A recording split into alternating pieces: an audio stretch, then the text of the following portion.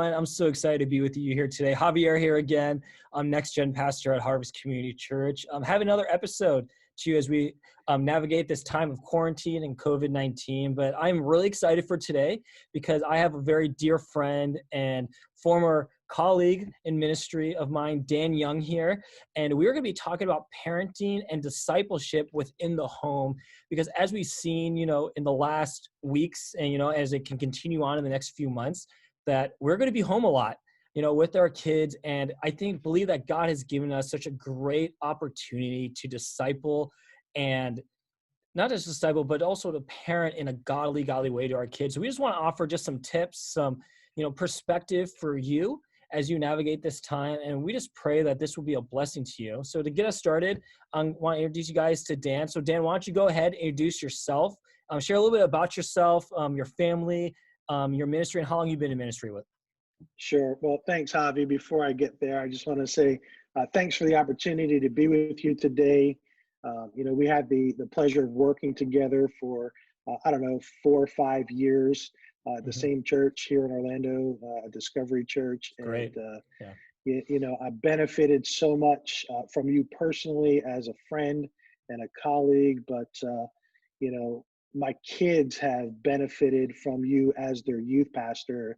And I just want to say a wholehearted thanks to you for the investment that you've made in my kids. You have always gone above and beyond to make sure that they felt loved, that they felt included, and that they were spiritually on track. So just wanted to let you know that I love you, respect you, and honor you, and just say thanks for inviting me into this conversation today. Oh, well, you're welcome, man. And thank you so much for the kind words. I would just say, I'm just grateful that I was able to bless your kids. But I will say this, those kids blessed me more than I ever blessed them. It's just been, and your family has just such a great thing. And just the way that you have included my kids, I know Cammie loves to hold my kids, and, she's like an older sister to them. And just also too, with the way that you guys have embraced Rianne as well. You guys Rianne. are just, can't forget her, Nope, can't she's forget part of our family. Yeah. And I will say, and it takes a very special family to include her. So thank you guys for that. So the feeling's mutual, Dan, for sure. And I'm excited for this, man. And so go ahead and introduce yourself, kind of share a little about yourself. Sure. Well, as you said, my name is Dan Young, been married. It's going to be 22 years this month. Woo, man. It happens fast, but 22 years married to my first wife. Her name is Jennifer Young. And that's good to know. We've got still married to my first wife, and we've got 3 amazing kids together. As you alluded to, Cammie is my daughter. She'll be 18 in just a few days, and then Tyler is 15 and Andrew is 13. So I'm at the stage where I've got all teenagers in my house. And to be honest, I love it. Great kids. We moved down to Orlando from New Jersey just about 6.5 years ago to take on the role of the lead kids pastor position at Discovery Church. And it's just been a joy. That makes us about 22 years in full-time ministry, whether it be as a Next Gen pastor like you are now. Spent many of my years as a Next Gen pastor, a little bit of a stint as an executive pastor, and a lot of years as a kids pastor. And it's just been, an incredible experience. Been loving every minute of it, and God has just blessed us, and we feel honored to be part of his kingdom in that way. Yeah, that's so good. And what I love what you're saying right now is that not only are you a kids pastor, but you're also a parent at the same time.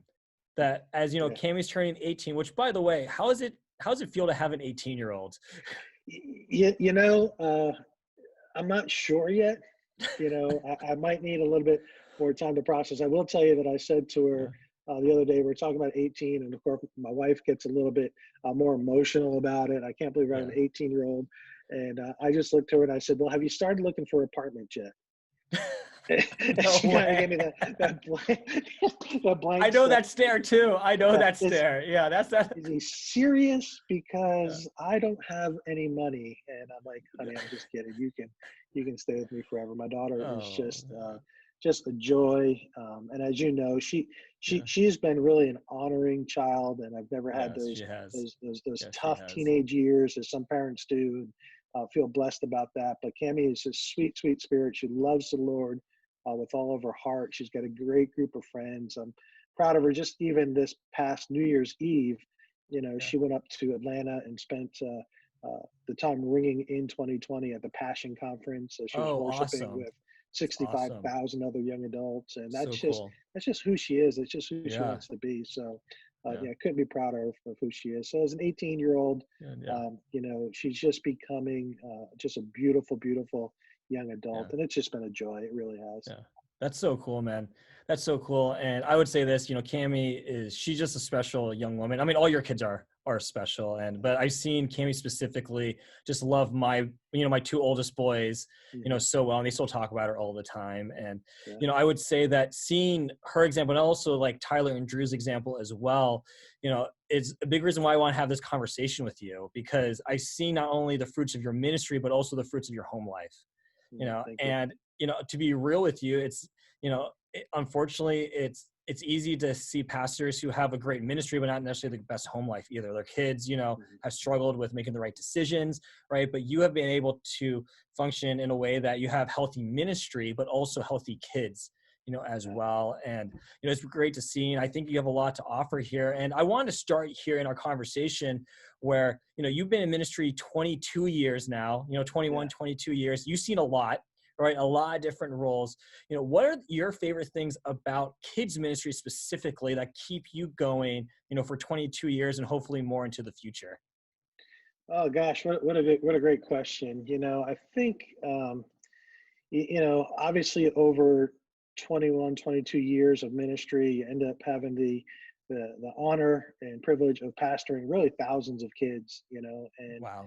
some Wow. of them I've done their weddings at this point, That's so and cool. So cool. have seen them come up. I have one friend that I'm thinking of right now, and he was a junior leader, so he was probably a early junior high student, and he was serving as like part of our worship team at the church that I was at. Yeah. My first church had a Bible school, and he, went away to Bible school, became a pastor, ended up coming back to the same church and becoming the children's pastor after I was gone. So he Wow. literally replaced me, but it gets better than that. He moved into like the next gen role, and now he's the senior pastor of the church that he started out as the junior high worship assistant in our kids ministry. Wow. What a To cool just story. to just see Yeah. stories like that, and I can go on and on. Yeah. I've got another young man who's now a professional baseball player, Yeah. one that I'll be doing an interview with this week, who's the chaplain for the New York Giants. Well, that's And big time. That's cool. Yeah. yeah, so to just see kids that have really um, stuck to their faith and have honored God, and to just see God do incredible things and they live into their calling, I think has been the greatest joy for me Yeah. in ministry. So, and many, many other Yeah. stories, along those lines, but just a couple that come Yeah. to mind. That's so cool. So with your student who became the chaplain at Giants, did you ask him if you can meet Eli Manning yet? Have you had that? Yeah, we've talked about it a little bit. Avi knows Yeah. here that I am a big Giants fan, Yeah. and yeah, I don't want to use that relationship to Gotcha. to make a major ask there. But I did have the opportunity to meet Eli Manning a few Yeah. years ago in New York City, and Yeah. he's a nice guy. Yeah. So, okay, cool. So I have to ask that because you're a better person than I would, because I would totally have used that to my advantage to meet some Bucks players. So I totally Yeah. would have done that. Yeah. Yeah, especially now with Tom Brady, definitely would have tried that one. But anyway, so moving on, you know, Dan, I love your stories, and you've been in ministry, 22 years. And I know that we've talked about this, right? Conversations always come up, questions always come up from people like, hey, you're in kids ministry or student ministry or next gen. And you get that question is like, hey, when are you going to like move up in the church? Right. Or when are you Mhm. going to become, I actually had this question asked me before recently. It's like, hey, when are you going to become a real pastor? you Yeah. know and we learn, like, we laugh at it, and joke, but it's a really specific calling, right, to work Yeah. with like the next generation kids and students. So what keeps you going, in kids ministry, so you don't have that desire necessarily to like jump and be like a senior pastor? What's kept you in kids ministry for 22 years? Yeah, Javi, what a great question, and I've gotten all those before, and they're always fun. And and I literally take no offense anymore. I've had the same Yeah. thing. Hey, when do you become a real pastor? Or I love this one. So when are you ever going to preach at Discovery? And I go, I preach on a pretty regular basis. And It's they're like, true. well, Yeah. where? And I'm like, you're in the wrong room. You Yeah. Why don't know, you come volunteer for me and you can see me preach all the time? yeah. I mean, because we're not babysitting back Yeah. in our kids department. So, I think what keeps me going, one obviously is the Holy Spirit. Yeah. As I had those conversations, of course, over the past 2 decades, what's next for me, and every time that I do, the Holy Spirit just kind of renews and refreshes, and Mm, and that's good. it really is. It's just my calling in life. In fact, it Yeah. wasn't long ago here at Discovery when Yeah. my youngest moved out of kids ministry that senior leadership had the conversation, thinking, well, now that you don't have kids in kids ministry anymore, what are you thinking? Hmm. What's your next step? And I had to just say, as I paused to think about it, I said, you know what? I feel, because we have 3 campuses and I get to Yeah. oversee and be part of all 3 campuses. Um, I feel like my role um, at my church is the principal, if you will, Yeah. of our kids ministry. We have great directors and great volunteers on Hmm. all of our campuses. And I said in that meeting, I said, when a principal's child moves out of elementary school, the principal doesn't just retire. Yeah. It's I'm not true. passionate about Yeah. kids ministry because I had kids. But I'm passionate about kids ministry is because I see the potential in developing children from the very youngest, and Mm, building a foundation so that they will be prevented from making some of the mistakes that you and I mm, have made in our yeah. adult years. So Yeah. so really what I'm passionate about is building a worldview. Statistics will tell us that a Mm, person's worldview is set in stone by the time they reach age 13. it's So true. what I'm saying with It's that true. is the things that you most likely think about or agree with in life, your thought processes were built and formed before the age of 13. So if Yeah. we can introduce them to live in a biblical worldview before the age of 13, we're helping to give them a solid foundation on Yeah. which they can build the rest of their life on. And that Yeah. keeps me going. That gets me fired up. Yeah. I love what you said there about worldview, because you're not talking about knowledge. You're talking about perspective, Right? identity, and purpose, For sure. something deeper. And I think that is something, when we think of kids ministry or student ministry, I hear this a lot, from just different conversations, like, hey, how can we get them to know the Bible more? If we just get them to understand the Bible, then we're going to produce disciples. But discipleship is so much deeper than just knowledge, right? Yeah. It's the way that we operate our life. In fact, the word discipline, is in the word disciple. There's Right. a routine to what we do. And, I love what you say there as far as, like, your calling, and, why I'm in next gen ministry as well, is that worldview. I Right. want, we want our kids, kids even beyond just their teenage years into adulthood, to see God and make God the center of their world, their identity, the most, compelling thing about them being, the Lord. Right. That's what we want. And if we were to ask parents, because we do, like, it's like the biggest wish that we have is that we want our kids to grow in the Lord, you Right. know. And I think you hit it there when you said worldview. Like, that's absolutely Yeah. it. But with it, though, recently, our worldviews have changed. The world has changed. World I has mean, changed. it's pretty obvious what's going on, and this is why it led us to have this conversation here. And Dan, I want to ask you, from your seat, have ministered to thousands of kids before, met thousands of parents, and being part of such a great church like Discovery, from your seat as a pastor, how do you feel like the COVID-19 pandemic, what has that shown you about children's ministry and the role of a parent in the discipleship process?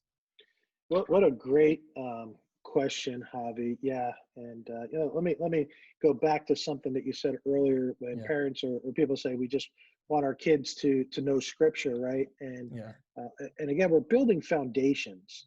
So hmm, when we look at our preschoolers and then our elementary yeah, students moving to middle school, moving into high yeah, school, moving to young adults, right? There's just got to be a strategy that moves through. So hmm, so when we yeah, teach in elementary, we're not going to teach about David and Beersheba, right? Yeah. That's just No. not the right Yeah. time, not the right, but there are principles in scripture that we do want our kids to Mhm. know Yeah. young, to prepare them for the Absolutely. stories that come next. And Yeah. that is such a great joy in what we get to do, is building that rock solid foundation. So yeah, COVID-19, what a life that we're living in. These are the things Yeah. that they've not taught us in Bible college, Nope. right? Nope. Yeah. I did not have video editing 101 at the Bible school I went to. Maybe you Yeah. did. I did not. No. We Yeah. all have become, you've seen the meme, we've all become televangelists overnight, Yes, we have. Yes. and we've not really prepared for that. But here's honestly Yeah. what I think, so there's a system of, and I love this. Anytime you have a problem that you're going to start Mhm. with, you ask the 5 whys. So you ask why 5 Mm. times, okay? Yeah. And usually by the time you say, okay, this is the problem, well, why is it a problem? Okay, then you have an answer there. And then you ask, okay, well, why?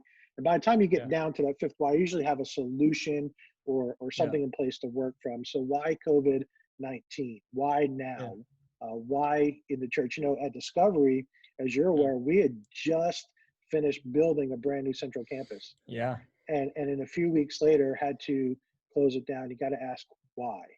Yeah. Why now? Why this Mhm. timing? Here's what I think, and I've done a little bit of research on this. When you look at the state of Florida, which you and I both live in, Yeah. at this point, when you look at the amount of people that actually attend church service, okay, so we would come in about 25th in the nation. So we're right in the Okay. middle of the nation of how many people attend church. So in Florida, 64% of people, this is according to our latest research, Yeah. 64% of people in the state of Florida say that they identify as a Christian or that they have a strong faith in God. Mm. Okay, Okay. that doesn't sound like a terrible number. And out of those 64%, 56% of them would say that they spend time in devotions or prayer on a daily basis. Okay. Okay, still that doesn't seem too off. Here's where it gets interesting. Out of the 64% of people that say that they're following Jesus, only 35% of them say that they attend church once or more per week. Really? So 35% Wow. of Christians, and it's only 64% that say they're Yeah. Christians, are attending church. That means that 29% of people who say that they're Christ followers do not even attend church on a weekly basis. So Wow. COVID-19, when you ask the whys, Yeah. has really, the answer has come to, we have an incredible opportunity to be the Mhm. church in the home. So we know that So parents are yes. busy. Yes. There's work schedules, there's sports schedules, there's extracurricular things that Yeah. take place. And Sunday has become a kind of lay low, chill at home day Mhm. for a lot of people. So they're not attending church, even though they're saying that they're followers of Jesus. And I would imagine, like you're doing, and I know because the conversation we had, Yeah. producing content that you can put out on your social media platforms or other avenues is now going directly into people's homes. And we're Mhm. having an opportunity like no other time in history to bring the gospel message of Jesus Christ to people who would not be attending church on a regular basis. Yeah. Well, that's great. That's great. And when you say that, it's like, the church has an opportunity because, we see this a lot. It was like when people hear the word church, they think of the building, Mhm. and what we're seeing is that, kind of go where you're going is like COVID-19 is showing that like the church is not about the building, it's about its people, Right. so how do we then get the right content, the principles that these families need to directly to them? And but not only is it about getting directly to them, there's now an audience that maybe might have been reserved or cautious about coming to church that may now be more open to Right. engage with this content, as Right. well. And it also shows me, because I've seen this in my own home, whereas that I feel as a parent, I got all this extra time now with my kids. for better or for worse, I got this extra time. And, one of the benefits I had more conversations with my kids about God in the last 4 weeks than I've had, I think, their entire life. I mean, my 3-year-old, as we were going through the Easter story, asked me, you talk about the 5 whys. He asked me about the 15 whys about the Easter story, and it was Yeah, just it's like, probably a 2-year-old that came up with that theory. The 5 yes. whys. Yeah. Yeah. And, but it was so great because he wasn't just asking why, he was really trying to understand, what Jesus did for us on the cross, and we had great conversation, and it actually allowed me to ask them, like, hey, do you want Jesus to be your savior? Do you want him to be your friend forever? And both kids expressed in their own terms, like, yeah, I want to do that. I'm very interested in it. And I don't know, with the busyness before, if I would have had that opportunity, because Right, I right. didn't feel the rush, to put him down for bed. I wasn't, coming in from like work or the gym or something. Like, I just been at home with them hanging out, so Yeah, there's been these great opportunities, but we also know that, it takes intentionality for that to happen. for sure. That it's not natural for you just to think of, hey, oh, this is that type of opportunity. So what can, we do as parents? And I think that what needs to happen is that a shift needs to happen in our mindset as parents, right? Yeah, Because where we go is that we don't see our parents as just about raising kids, but about discipling kids. right, Because no right, longer can the church program, if you will, disciple your kids, right? And right, not only that, say, like, maybe the church program wasn't discipling to begin with because you weren't attending, right. on the regular basis. So Yeah. in your opinion, kind of like, what do you see the difference, in your regard, the difference between like raising your child and discipling your child? Yeah. Wow. What a great question, Javi. And first let me say I'm thankful that you've had those opportunities at home to have those conversations, because had this COVID-19 not hit, Yeah. you may not have had the No. extra time to even Yeah. have those conversations. And I'll tell you, to answer your question, home is really where it happens.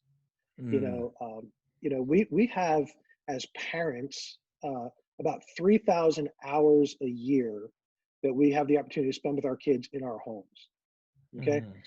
And how that translates to church is, at church we have roughly 40 hours per year.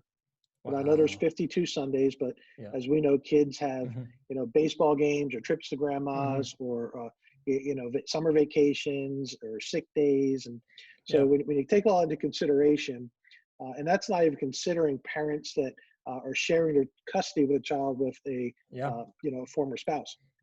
So we have roughly 40 hours per year in church. So if you have 40 hours a year in church and 3,000 hours a year at home, really the impact or the leverage Hmm. falls on the home. And our Yeah. job as pastors is to equip parents so that they Mm. can be the primary discipler in their home.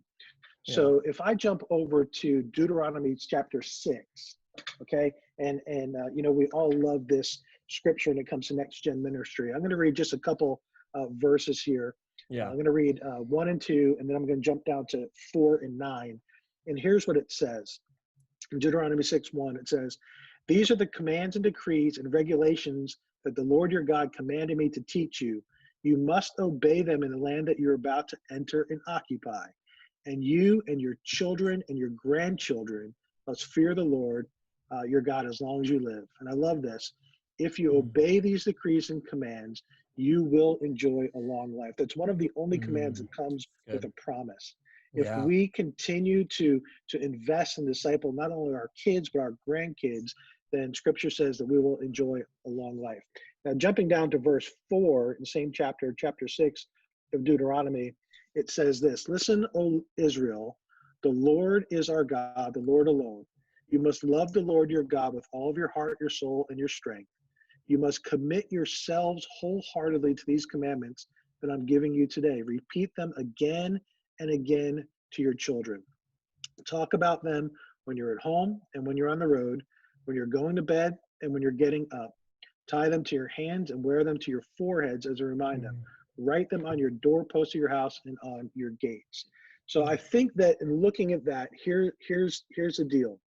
It starts with us. Yes. In verse Yeah. 6, it says, "You must commit yourself wholeheartedly to these commands that I'm giving you today." Mm. So the first thing I would say to a parent that's endeavoring to disciple their children at home is check your heart. That's Are you good. 100% committed to Yeah. loving the Lord your God with all of your heart, your soul, your mind, and your strength? Yeah. Because as we say so many times, more is caught than taught. Yep. It's And true. if you're So true. living one way So at true. home and professing something else with your mouth, you're doing nothing more than confusing your child, Yeah. and you're going to create just a mess. The second thing I love here, it says, repeat them again and again to your children. Talk about them when you're at home, when you're on the road, so on and so forth. And the way that I summarize this is moments matter. So throughout your day, you have to Yeah. find those moments that you can bring God into the conversation. For you, it might be that Okay. you're out walking with your kids and you see a Yeah. leaf on the ground, and you can just talk about God's creation and his beauty and the life cycle just through picking up a leaf Yeah. or something. You just look for those moments that Mm. you can bring God into the conversation. So Yeah. I always have, and you know this because you've known me for some years, I always have a marble jar somewhere close. Okay.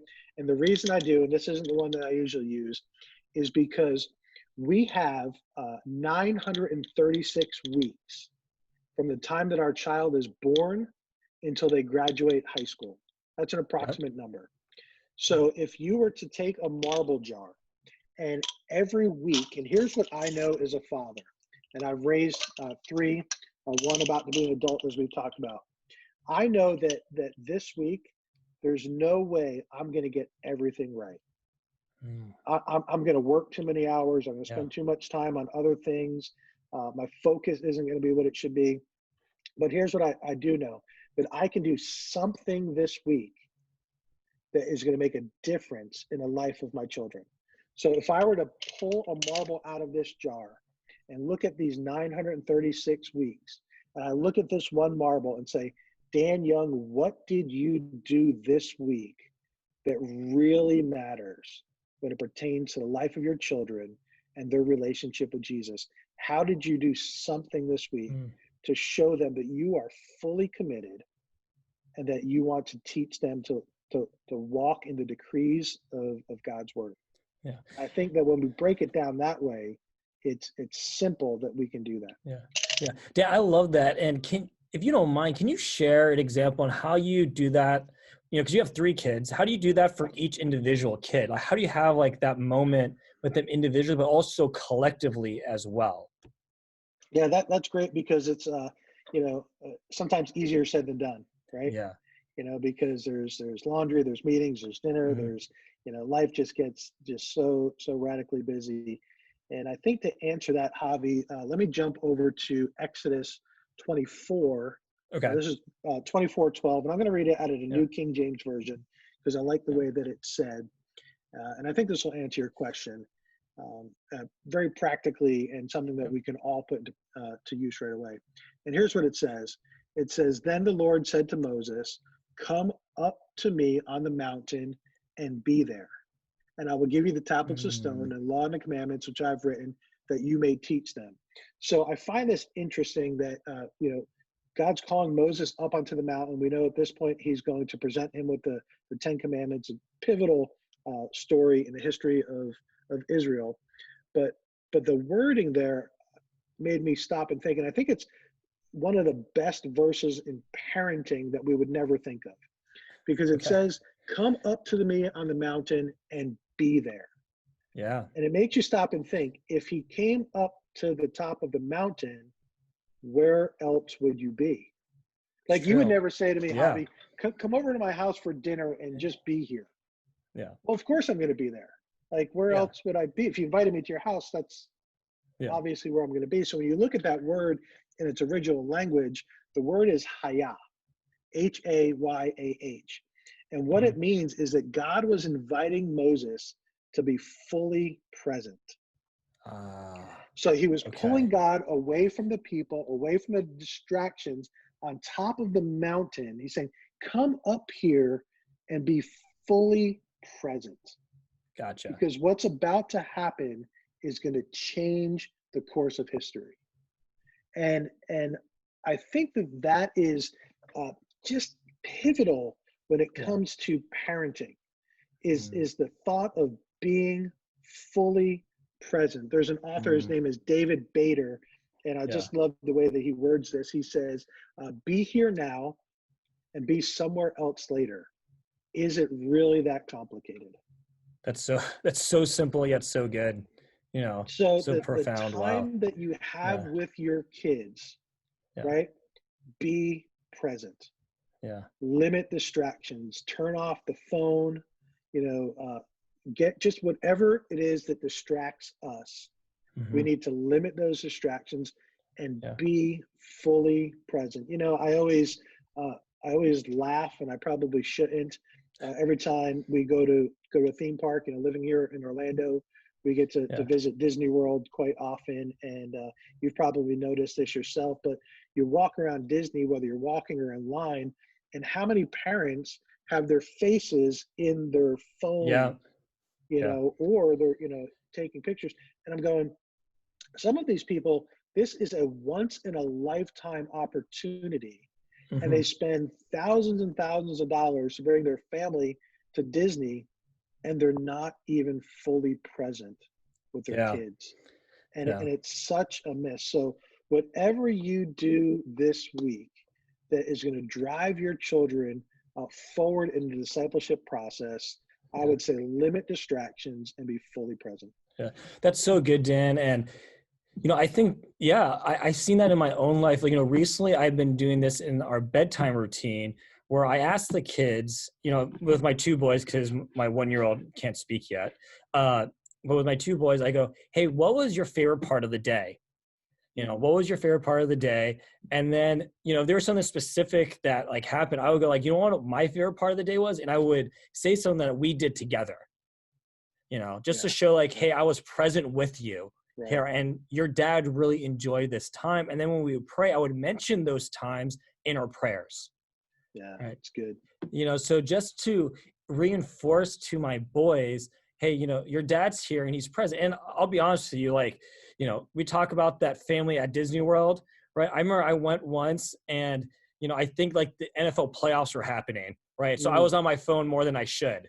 hmm. I think actually once I was on the mine train checking the score of a game, Yeah, I just tried to do it. So like I'm not perfect in that, but I just learned that recently because our kids, even at young ages, are looking for those moments where their parents are fully present, yeah, and they want to be assured that their parents are truly there for them, and it's amazing because my 1-year-old does this, that she actually, and it's cute and funny, but also very sobering and humbling too, where she would take her toy cell phone, right? And she would pretend like she's talking, and then she would point to like me or my wife and hmm, go like that. And what she's saying is that like, I'm being you right now hmm, on a phone.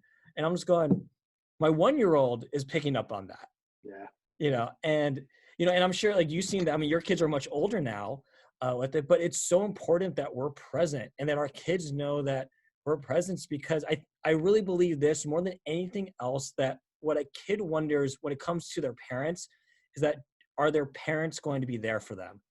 right, Like, are my parents going to love me and care for me no matter what happens today? right, They need that constant, security and hope that comes from a parent. And ultimately, too, we want to point that towards God, right? right, Because we know as parents that we will fail our kids at some point, but God will not. But, that's because we are what they, we are their example of God right now, at a yeah. young age. Even as they grow older, we can explain that. Anyway, so that's so good. And I know I wanted you to talk more, but that just really spoke to No, me in that I love it. time. That's great. And and I want to hear from you, because I know you have 3 kids, all with 3 distinct personalities. Can you just share really quickly, what's one thing that you do with each individual kid that's like your thing? So like, what's like the one thing you do with Cammie that makes her feel Hmm. special? What's like the one thing you do with Tyler that makes him feel special? What the one thing you do with Drew that makes him Yeah, feel special? yeah, that's good.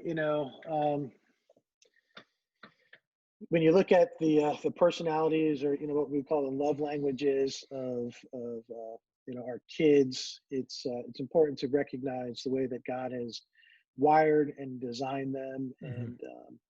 And I think overall, spending the one-on-one time or the quality time as a family Yeah. is just a big big win, So I try to often, if I'm even running an errand or going somewhere, um, uh, could be a long or a short, distance. I always invite one of them to come with me. Okay, So, cool. Yeah. so if I'm running to the store or I've got just some errands to do around town, Yeah. I'll just say, hey, Cammy, or hey, Tyler, you want to take a ride? I've just got a few things to do. And, Yeah. um, and usually when we do, there's always a trip to Starbucks included, and, something along those Yeah. lines, So I think finding the one-on-one time to just, again, just hayat, to just be, Yeah. and just to, Okay. to be in their life. My youngest, the both boys, play sports. And for me, it's important to never miss a game, to be at Mm, every game, to be on the sidelines, be cheering them on, to, yeah. again, be present. Yeah. So I think it just comes down to making sure that I'm available. I don't think that the big gifts and stuff. Of course, kids love that, but I think the Yeah. best gift that we can give to our kids is Yeah. time, and being intentional about Yeah. about the time. You Yeah. know. That's so good. That's so good. Yeah. And I know, kids love that. I mean, yeah, like, because we think sometimes too, like with those errands, like our kids are really going to be, present in that time. They're just going to be on their phones, checking their social media, talking to a friend. But when you're intentional with it, it can be a really rewarding time. And, I know that I think that's so cool, Dan, that you just make the effort to be at your boys' games. Yeah. That means the world to them. Yeah. Yeah, it's just important to me, Avi, to be Yeah. there. I'll be honest. Yeah.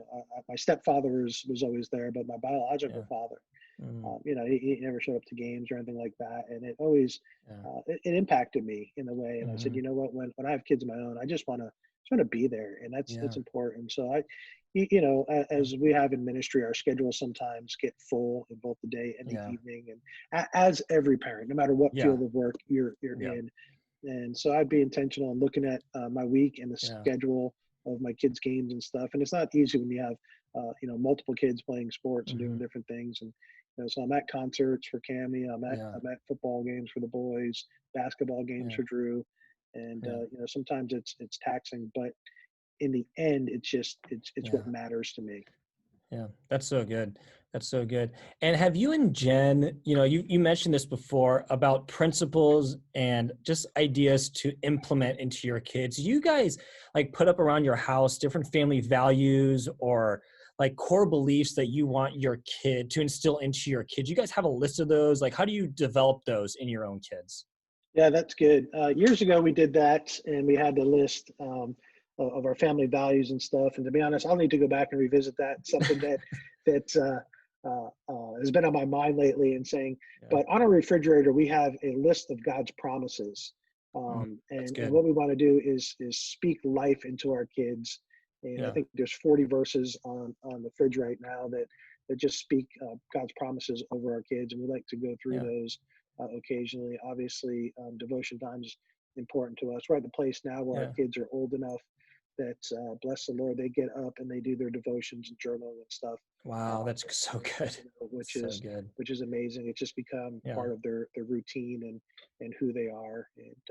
And I couldn't say that it's always something that they do, with a cheerful heart. Yeah. Sometimes it's a task on their list, but yeah, we want them to grow into it. Again, they're all teenagers at this point. So, but yeah, I would definitely recommend having a list of family values, things that drive your family, that really um, keeps the pace setter, if you will, Yeah. in your home. Having kids Yeah. that like to play sports. We talk a lot about humility and Mm, teamwork and those kind of things. There's yeah. conversations that we constantly have because on every team you're going to have kids that excel and kids that Yeah. are coming along. And for those kids that are coming along, we want our boys to be patient, love, kind. Yeah. We want them to live, 1 Corinthians 13 out on their team. Yeah. So. Yeah. Yeah. Well, that's so good. And thank you for sharing just all that about your own personal journey and parents, just being open about that. Dan, like I said, like one of the reasons why I wanted to do this was because of how great of parents you and Jen are. I see that. I see the fruits of it and also the fruits of I'm your own glad it ministry. appears that way. Yes. I'm glad the outside world sees that. Yeah. Yeah, well, they definitely do Always see the it. case. Yeah. And I want to get, shifting here from a parent to like the pastor side of you, as well, is how do you, take all that you're learning at home, right? Because I know you probably have taken a few lessons from home, right? Put into your pastor hat, as well. How do you lead, how do you pastor and lead parents to disciple their kids? Like what tools do you give them? Like how do you instruct them so that they can disciple their kids well? Yeah, Javi, I think that's the $1 million question right now. And I think that's what even we're learning in COVID-19 during this pandemic, where everybody's home. There's an older statistic, and I'd have to go back and verify whether that is, but fewer than 1 out of 10 Christian families will pray together or spend time doing Mm, devotions on a regular basis. And we want to we kind of want to beat that statistic. yeah. And here's what I think, and I'd love to hear parents' reaction on this if there's a way that they can communicate back to Yeah. us. Is that a lot of parents, one, we're so busy. Mhm. Somehow it feels like in life we're busier than we've just ever been before. Yeah. Work schedules.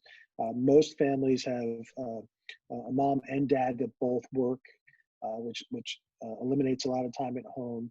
And then, like we said earlier, you add in extracurricular activities and trips to grandparents and family vacations, and time. I think is the most precious commodity that we have.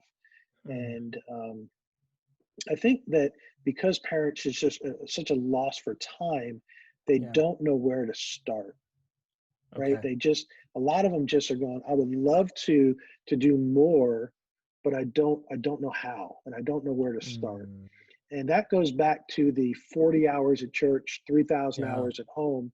I think it's imperative as next gen people that we equip parents with resources.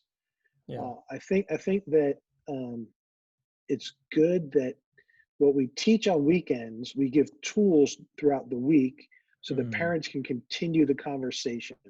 So they don't yeah. necessarily need to come up with their own material. But I think, especially in the younger, elementary on down, it's super important that let's have the message on Sunday and then empower parents to talk about that same message all week long.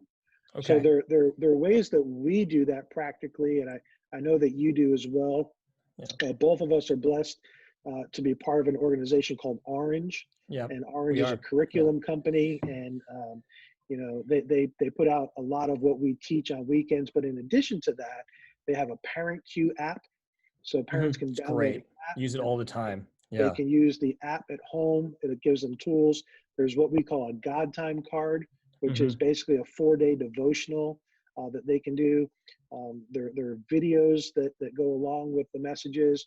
So I think the best thing that we can do is get these resources into parents' hands to, one, take away the amount of time that it would take if they were to try to prepare devotions and things themselves on a Yeah. regular basis. And by partnering parents, we know that we can exponentially go Hmm. further in Yes. their faith.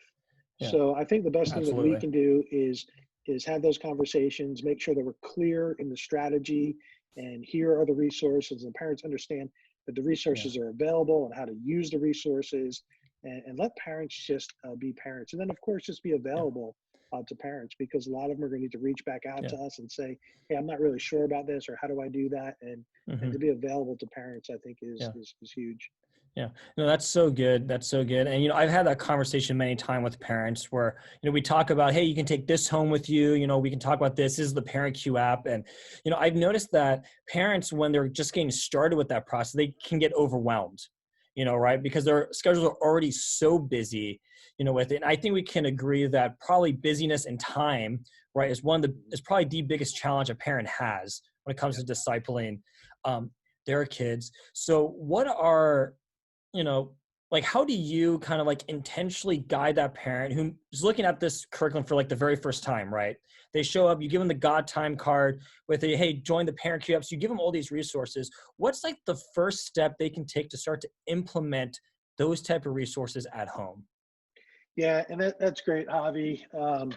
Yeah. I'll be the first to say that I've Yeah. probably not been doing the best job that I can in that. Okay. It has been on my goals for probably the past 5 years Yeah. to do a stronger job in partnering with parents, because you're right. When kids leave, and especially at Discover, we have hundreds of kids every week, and Yeah. you don't have the opportunity Yeah. to always stop and have conversations with parents. We just kind of hand them a paper, and it's Yeah. a 4-day devotional, and we know with certainty that it ends up on the back floor of the minivan, and there's probably stacks of them, Yeah. back there. So I think that really we have to go back to vision, right? And how Mm. do we cast vision to our parents to say exactly what we said earlier? Like, listen, we've got 40 hours at church, and you've Mm-hmm. got 3,000 hours at home, and we are here to help you maximize those 3,000 hours. So I Yeah. think one of the things that's on my to-do list is writing a strategy, and how do I Yeah. clearly communicate with parents how to utilize the tools that are Mm. available. And I think one of the things that we're learning right now in the pandemic is social media is a good platform for that. And Mm. we've been thinking about how do we brainstorm and use Yeah. social media to get the word out, the vision out, that hey, parents, you do have a tool. And now that we've been several weeks into the online church, we Yeah. send out the God time cards in an email every week, and if we miss it or parents can't find it, boy, I get messages pretty quick. Hey, we're looking for the take home sheet. Yeah. That's gonna Where's make it you feel at? good though. Gotta make you feel Yeah, good. yeah, it's good. It's good. So Yeah. I think that we have an opportunity here to maximize that, Yeah. and I'm looking forward to that. But it's a great point, Yeah. and I've not Yeah. done a great job on it. It's on my list. Excuse me. It's never made it to the top. Um, Yeah. but it really needs to be, and I need to be Yeah. more strategic and purposeful Yeah. in how I communicate to parents. Yeah. No, and I think we all share that struggle too. And there's so much going on. I felt that struggle too, communicating to parents. I remember once I was talking to a parent that's attended our church for a year, which, our church is only a year and a half old. So they essentially have Mhm. been one of the core families and starting the church of Harvest. And, I'm talking to them on a Sunday morning, and they asked me straight up, and they said, hey, how can I get stuff that I can do at home? And I asked them, like, well, we send out like weekly emails. She's like, I don't get the emails. I'm like, okay, well, Parent Q app is like, I never heard of the Parent Q app. And I'm just going like, it was just like everything I've attempted to do, right, was not working with this parent. Now, by God's grace, and we sat there, I'm like, well, let me add you to the email, and, let me show you the Parent Q app. And like next week, like, oh my gosh, we love it. We watch the videos at home. So we know the tools work, Right, we right. know the tools work, and those are great resources. As well. And I've been finding too in our circles, and I'll just share this with you, is, I always ask a parent, hey, when you look at your schedule, what's the one moment, kind of use the moments matter language, what's the Yeah, one moment that you can have each week with your family to talk about God? What's the intentional moment you want to take with it, that maybe you can lay out the God times, or we sit down with the Parent Q. So I'm doing that with my family, where, we picked a time that works in our schedule for 15, 20 minutes. And we put on like the video from Sunday morning, and we asked them like, hey, what does this tell us about God's love? Let's talk about that. right. So just something there. So we found, kind of the idea. It's like, hey, what's the one intentional moment you can have a week? Just start there with a one intentional moment, and like kind of let's the momentum build from there. So that's good.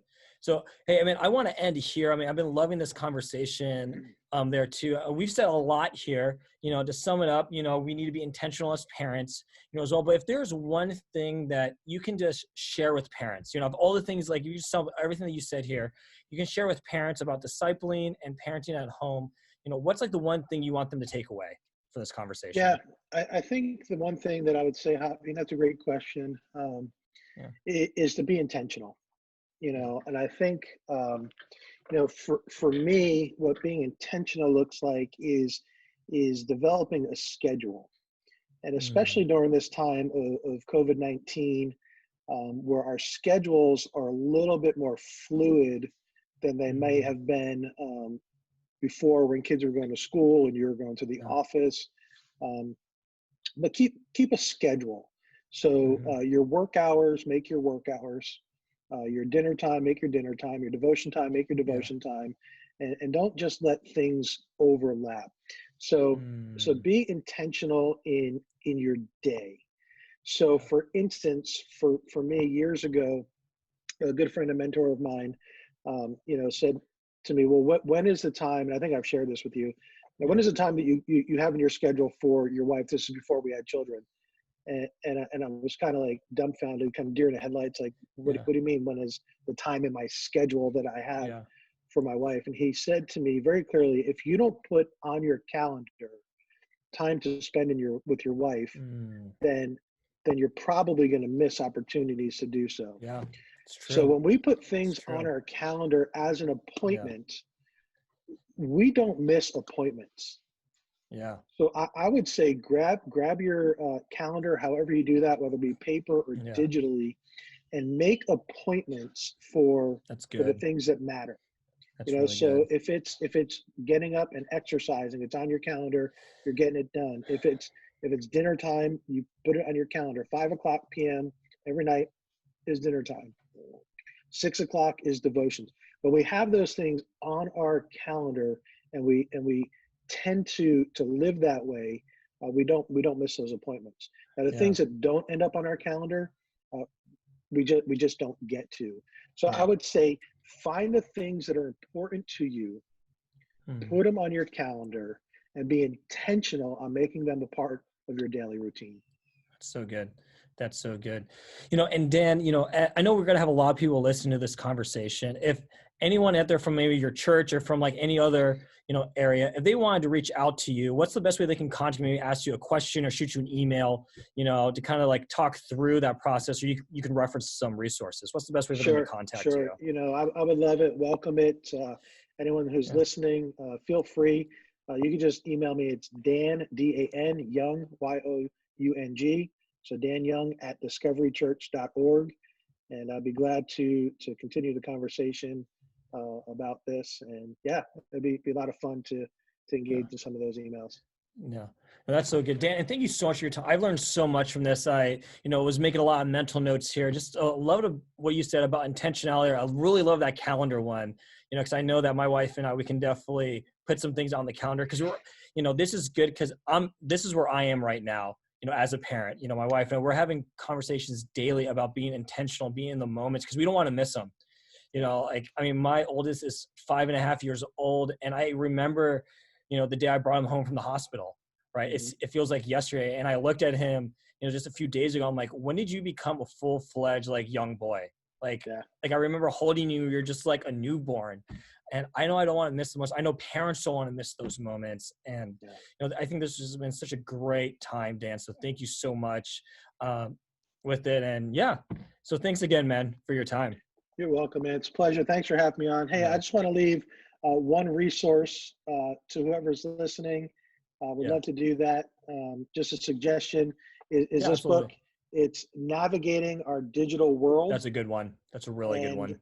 Yeah. It's written by Kara Powell from the Fuller Institute. And I think that is a big topic right now as we're raising kids, that they understand how to navigate the digital world, because it's just common. It's what our kids live into these days, and we want them to grow healthy. So if I could just leave one, resource behind for parents to check out, it would be this book. It's a great book, and I think it would be really helpful for our parents to study the impact of social media and just navigating the digital world.